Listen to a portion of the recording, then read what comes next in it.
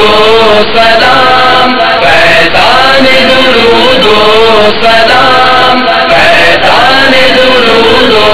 سلام صلوا علی الحبیب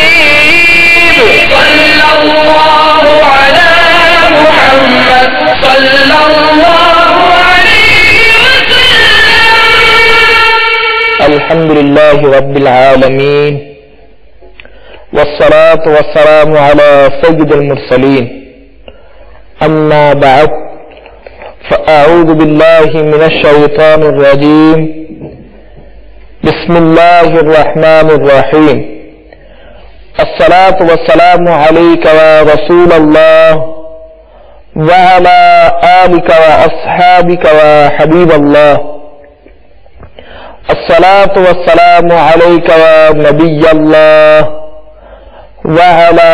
آلك وأصحابك ونور اللہ. سعادت الدارین میں ہے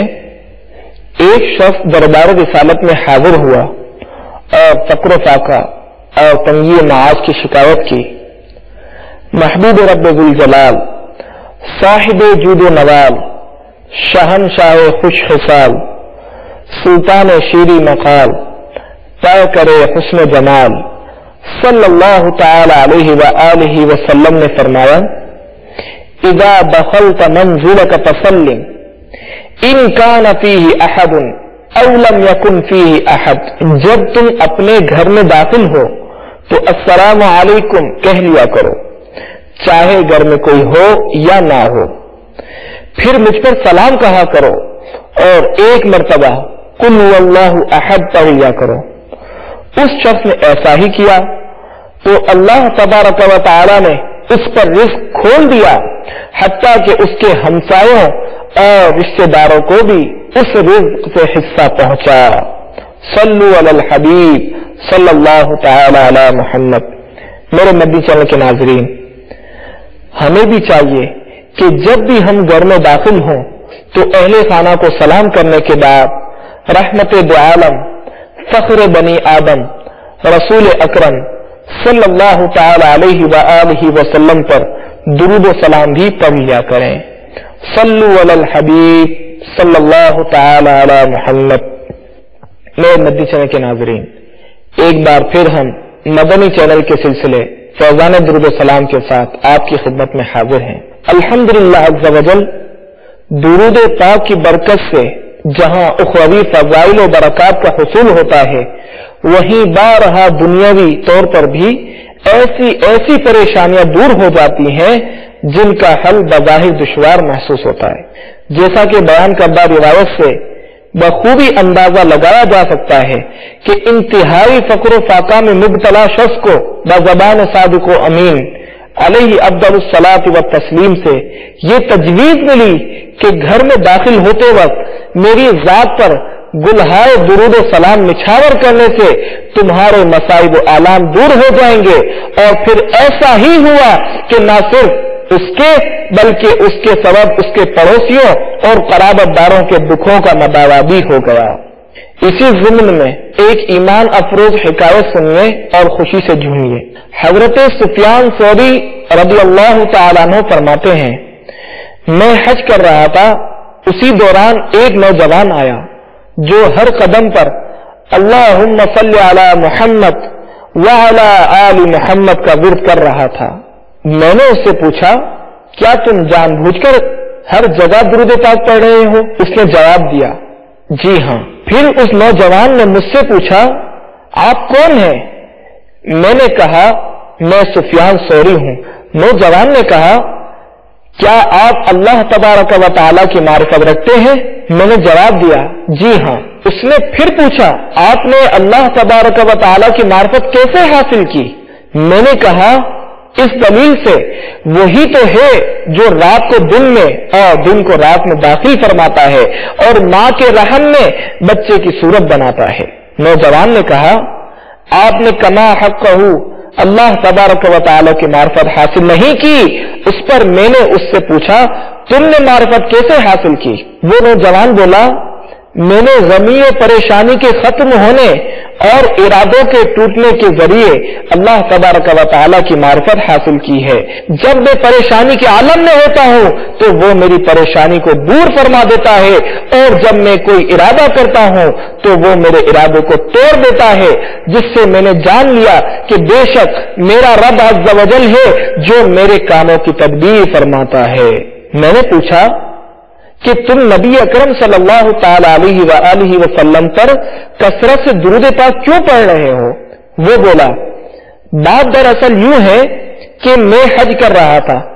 میری والدہ بھی میرے ساتھ تھیں، انہوں نے مجھ سے کہا مجھے بیت اللہ شریف لے چلو۔ میں انہیں بیت اللہ شریف لے گیا، اچانک وہ گر پڑی،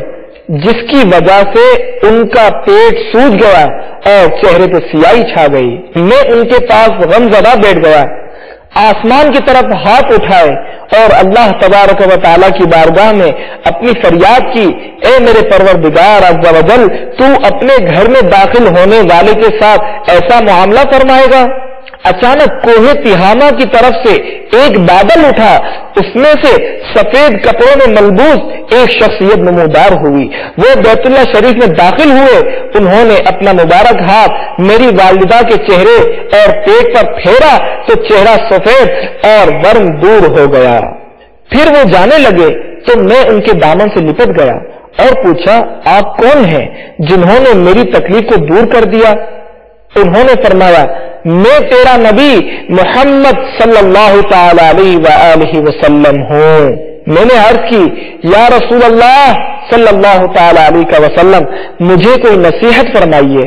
تو آپ صلی اللہ تعالی علیہ وآلہ وسلم نے فرمایا، تم دم بدم یوں درود پاک پڑھو، اللہم صلی علی محمد وعلی آل محمد۔ خزاں کا سخت تگیرا ہے، غموں کا گھپ اندھیرا ہے،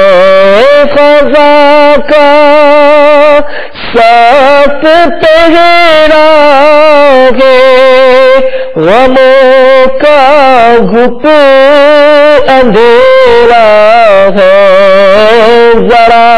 سا مسکرا دو گے تو دل میں روشنی ہوگی، ذرا سا مسکرا دو گے تو دل میں روشنی ہوگی، اگر وہ چاند سے چہرے کو چمکاتے ہوئے آئے، اگر وہ چاند سے چہرے کو چمکاتے ہوئے آئے، غموں کی شام بھی صبح بہارا بن گئی ہوگی، غموں کی شام بھی صبح بہارا بن گئی ہوگی، تڑپ کر غم کے مارو تم پکارو یا رسول اللہ، تڑپ کر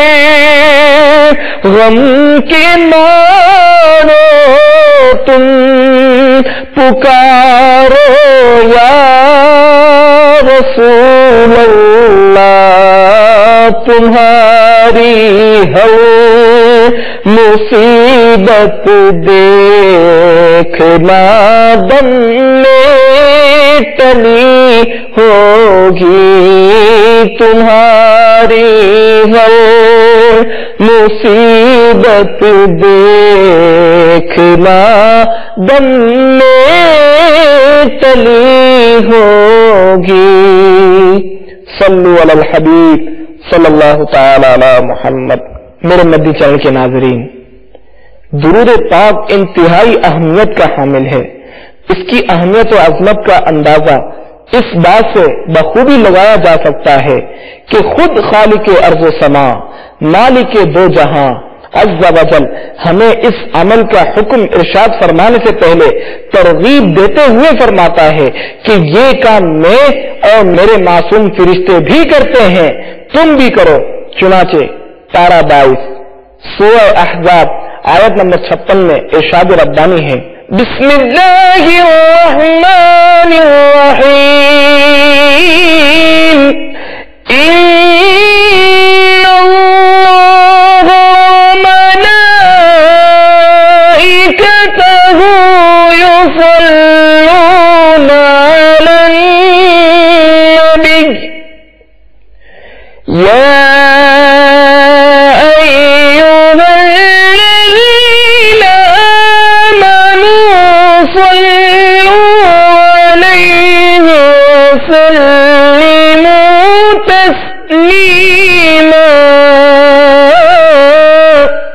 ترجمہ کنز الایمان، بے شک اللہ اور اس کے فرشتے درود بھیجتے ہیں اس غیب بتانے والے نبی پر، اے ایمان والو ان پر درود اور خوب سلام بھیجو۔ تو کس قدر خوش نصیب ہیں وہ اسلامی بھائی جو اپنے اوقات دیگر عبادات کے ساتھ ساتھ ایسے عظیم کام میں صرف کرتے ہیں جو کام اللہ تبارک و تعالی اور اس کے بے شمار معصوم فرشتے بھی کر رہے ہیں۔ ملائکہ یعنی فرشتے اللہ تبارک و تعالی کی نوری مخلوق ہیں، ان کی تعداد سوائے اللہ عز و جل کے کوئی شمار نہیں کر سکتا۔ یہ ملائکہ اللہ عز و جل کی طرف سے مختلف کاموں پر مامور ہیں۔ کچھ ملائکہ مقربین ہیں، کچھ ساتوں آسمانوں میں رہنے والے ہیں، کچھ جنت کے پہرے دار، کچھ دوزخ کے داروغہ اور کئی بنی آدم کے اعمال کو محفوظ کرنے والے ہیں۔ جیسے ارشاد ہے یحفظونہ من امر اللہ کہ بحکم خدا اس کی حفاظت کرتے ہیں۔ کئی سمندروں، پہاڑوں، بادلوں،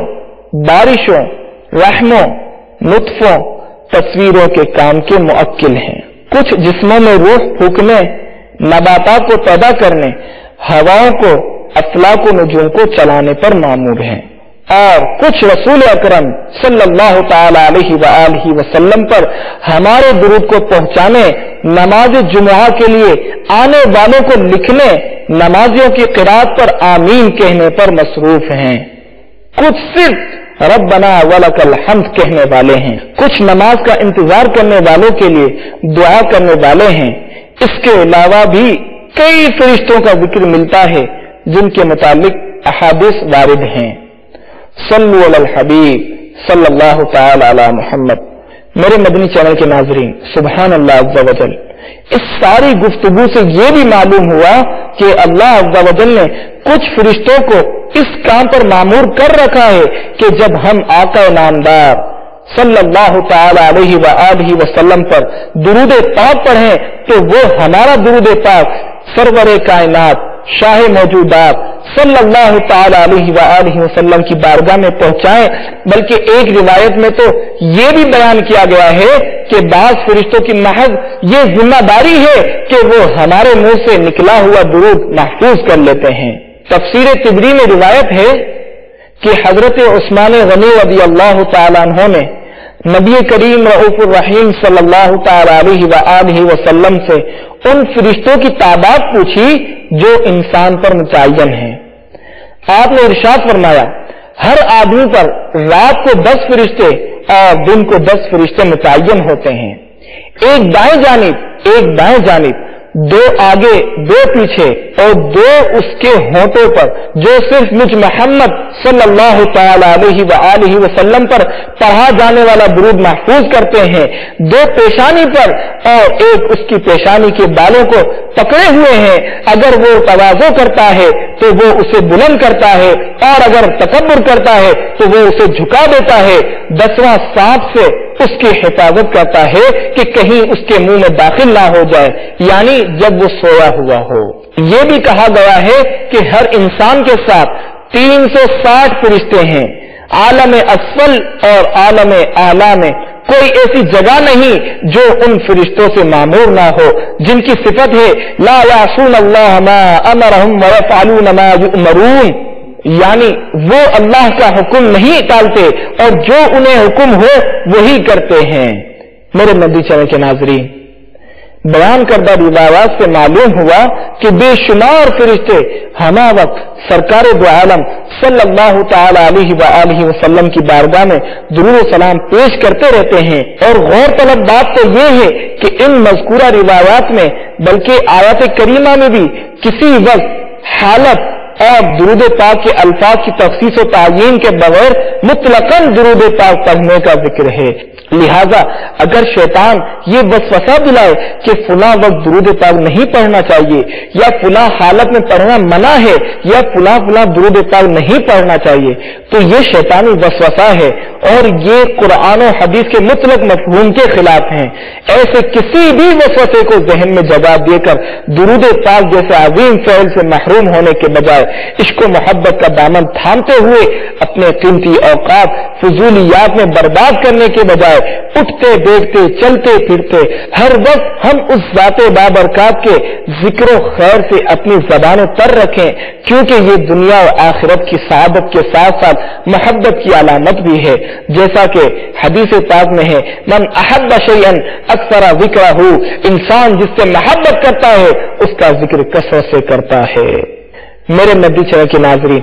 ہمیں بھی چاہیے کہ سرکار مدینہ راحت قلب و سینہ، فیض گنجینہ، باعث معطر پسینہ، صاحب نزول سکینہ صلی اللہ تعالی علیہ وآلہ وسلم سے محبت رکھیں اور بتقاضا محبت آپ صلی اللہ تعالی علیہ وآلہ وسلم پر کثرت سے درود پاک پڑھیں۔ کوئی بعید نہیں کہ درود پاک کی برکت سے انشاءاللہ عز و جل سرکار صلی اللہ تعالی علیہ وآلہ وسلم کا قرب نصیب ہو جائے، جیسا ابو عبداللہ محمد بن سلیمان جزولی علی رحمت اللہ القبی دلائل الخیرات میں ایک حدیث پاک نقل کرتے ہیں کہ شہنشاہ خوش خصال، پائے کرے حسن و جمال، دافع رنج و ملال، صاحب جود و نوال، رسول بے مثال، بی بی آمنہ کے لال صلی اللہ تعالی علیہ وآلہ وسلم کا فرمان تقرب نشان ہے، قیامت کے دن لوگوں میں سے میرے سب سے زیادہ قریب وہ شخص ہوگا جس نے مجھ پر کثرت سے درود پاک پڑھے ہوں گے۔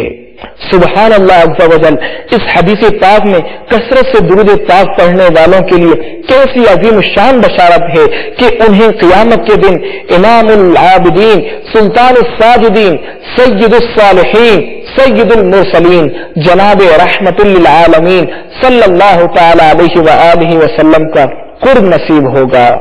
میرے مدنی چینل کے ناظرین، قیامت کے دن کے بارے میں سورہ معارج کی آیت نمبر 4 میں ارشاد باری تعالی ہے کان مقدارہ 50,000 سنہ، جس کی مقدار 50,000 برس ہے، اس دن سورج سوا میل پر رہ کر آگ برسا رہا ہوگا، تانبے کی دہکتی ہوئی زمین ہوگی۔ مزید قرآن پاک میں سورہ عبسہ کی آیت نمبر 34، 35، 36 میں ارشاد ہوتا ہے یوم یفر المرء من اخیہ وامہ وابیہ وصاحبتہ وبنیہ، اس دن آدمی بھاگے گا اپنے بھائی اور ماں اور باپ اور جورو اور بیٹوں سے۔ ایسے قسم کرسی کے عالم میں تمام انبیاء کرام علیہم الصلاۃ والسلام کی طرف سے بھی اذهبوا الی غیری، کسی اور کے پاس جاؤ جیسے جواب سے گناہ گاروں کی امیدیں ٹوٹ جائیں گی۔ ایسے کڑے وقت میں ایک ہی ایسی ہستی ہوگی جو ان کی یاس کو آس میں بدل دے گی، ان کی ٹوٹی امیدوں کا سہارا ہوگی، جن کے لبوں پر انا لہا شفاعت کے لیے میں ہوں کی صدائیں ہوں گی، اور وہ مبارک ہستی ہمارے پیارے آقا صلی اللہ تعالی علیہ وآلہ وسلم کی ذات والا صفات ہی تو ہے، تو کیوں نہ ہو کہ ایسی عظیم ہستی پر درود پاک کی کثرت کر کے ہم بھی دنیا و آخرت کی دیگر سعادتوں کے ساتھ ساتھ روز قیامت ان کی قربت کے حقدار ہو جائیں۔ سبحان اللہ، برادر اعلی حضرت کیا خوب فرماتے ہیں عزیز بچے کو ماج سے ترے تلاش کرے، عزیز بچے کو ماج سے ترے تلاش کاش کرے قسم خدا کی یہی حال آپ کا ہوگا، قسم خدا کی یہی حال آپ کا ہوگا، کہیں گے اور نبی اذهبوا إلى غیری، کہیں گے اور نبی اذهبوا إلى غیری، میرے حضور کے لب پر الا لہا ہوگا، میرے حضور کے لب پر الا لہا ہوگا۔ صلو علی الحبیب صلی اللہ تعالی علی محمد۔